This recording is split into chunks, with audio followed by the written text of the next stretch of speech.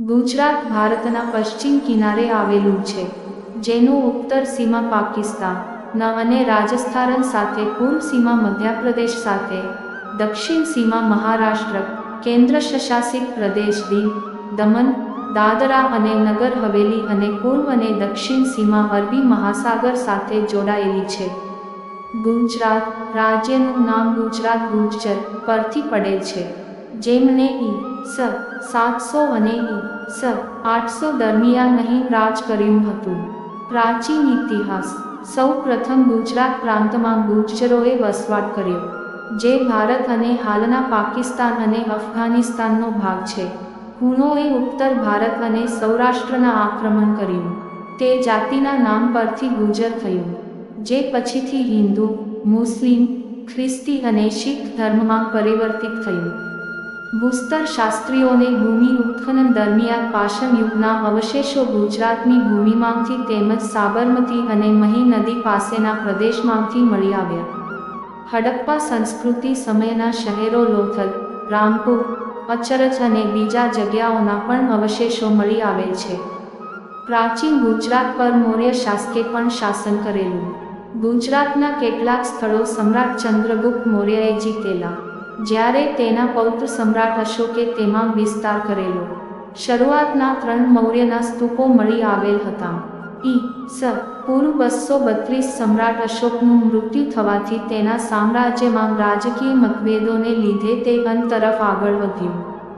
રાજા શુંગારુએ રાજકીય કુનેહથી મૌર્ય સામ્રાજ્યનો અંત કર્યો. મૌર્ય સામ્રાજ્યના પતન પછી કેથેલિસ્ટએ આ પ્રાંતમાં ઈ.સ. 130 390 શાસન કર્યું. રુદ્રદમનના શાસન હેઠળ સામ્રાજ્યમાં માલવા, મધ્યપ્રદેશ, સૌરાષ્ટ્ર, કચ્છ અને રાજસ્થાન મેળવ્યા. ઈ.સ. 300-400 દરમિયાન આ વિસ્તાર ગુપ્ત સામ્રાજ્યના તાબા હેઠળ આવ્યું, જે પછીથી મૈત્રકા નામથી ઓળખાયું. ધ્રુવસેનાના શાસનકાળ દરમિયાન મહાન ચાઇનીઝ પ્રવાસી અને વિચારક હુએન ત્સાંગએ ઈ.સ. 640માં ભારતની મુલાકાત લીધી.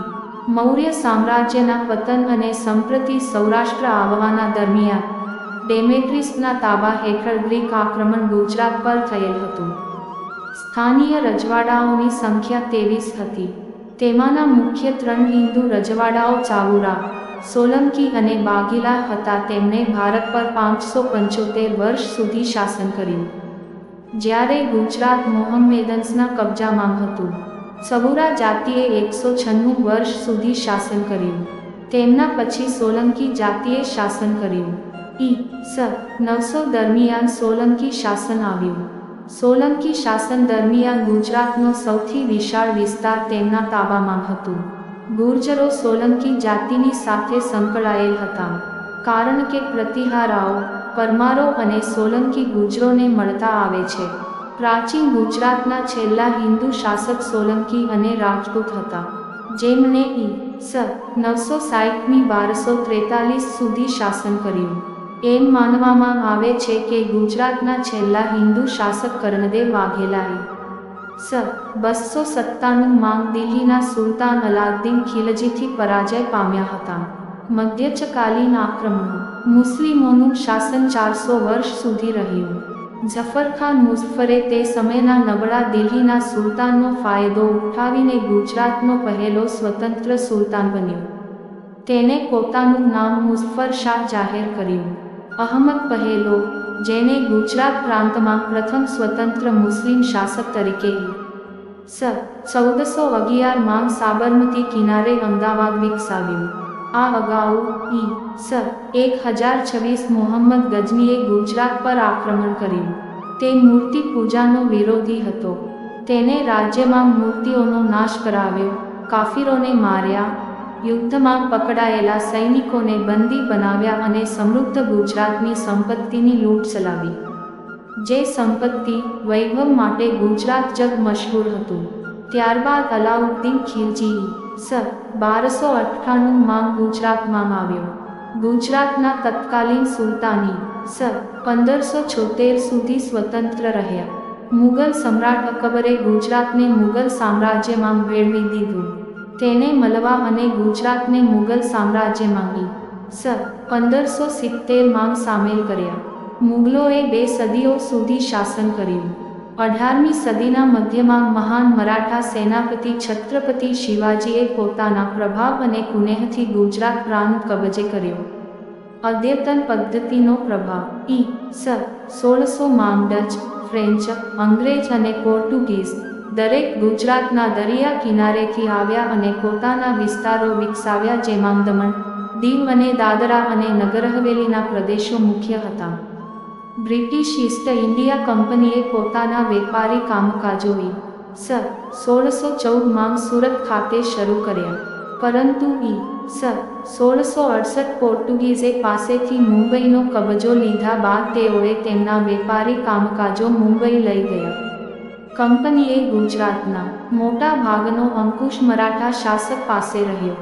ઘણા સ્થાનિક શાસક જેમ કે વડોદરાના મરાઠા ગાયકવાડ પોતાની શાંતિ વાર્તા બ્રિટિશ સરકાર સાથે કર્યા બાદ બ્રિટિશ શાસન હેઠળ તેમણે પોતાનું શાસન ચલાવ્યું.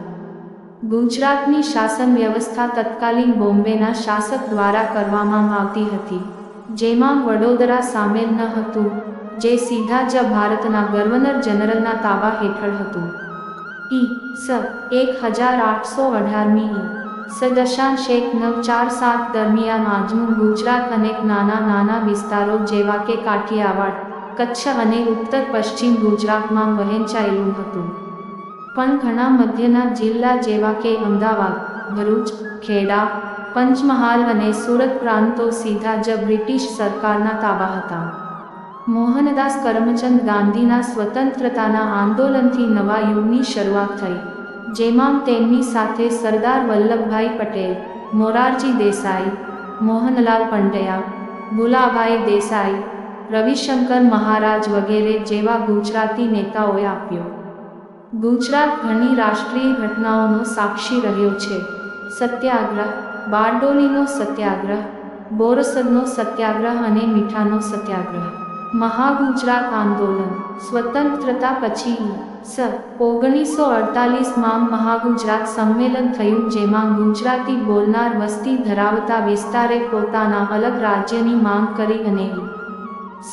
1960 1 મેના રોજ સંયુક્ત મુંબઈ ગુજરાતનું વિભાજન કરી મહારાષ્ટ્ર અને ગુજરાત એમ 2 રાજ્યોની અલગ રચના કરવામાં આવી. ગુજરાતી ભાષા બોલનાર વિસ્તારમાં ગુજરાત, સૌરાષ્ટ્ર અને કચ્છનો સમાવેશ કરાયો. આમ પહેલીવાર ગુજરાતે સ્વાયત્ત રાજ્યનો દરજ્જો મેળવી લીધો. રાજકીય વ્યવસ્થા. ઈ.સ. 1947 માં સ્વતંત્રતા મેળવ્યા બાદ ઇન્ડિયન નેશનલ કોંગ્રેસે મુંબઈ રાજ્ય પર શાસન કર્યું. બોમ્બે આજનું મહારાષ્ટ્ર અને ગુજરાત દર્શાવે છે. વિભાજન બાદ પણ ગુજરાતમાં કોંગ્રેસનું શાસન ચાલુ રહ્યું. ઈ.સ.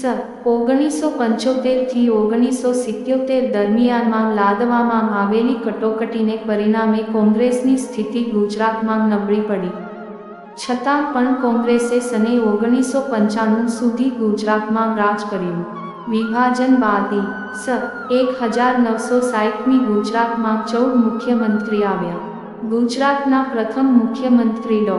જીવરાજ નારાયણ મહેતા બન્યા, જેમણે 1 મે 1960 19 સપ્ટેમ્બર 1963 સુધી શાસન કર્યું.